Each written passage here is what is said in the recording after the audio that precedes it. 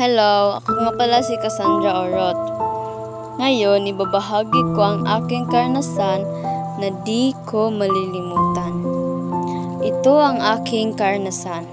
Ako ay 10 taon na gulang pa lamang at ang mama at papa ko ay gabi-gabi nag-aaway. At kami rin sa mga kapatid ko ay gabi-gabi rin kaming umiiyak dahil lagi silang nag-aaway.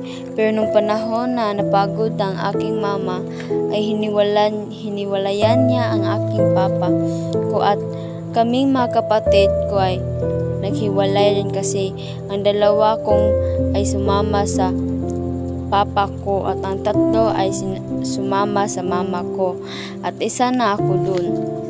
Lagi akong nahihirapan dahil di ko tanggap ang nangyari at lumipas ang ilang taon ay unti-unti na akong nakamove on sa nangyayari sa pamilya namin.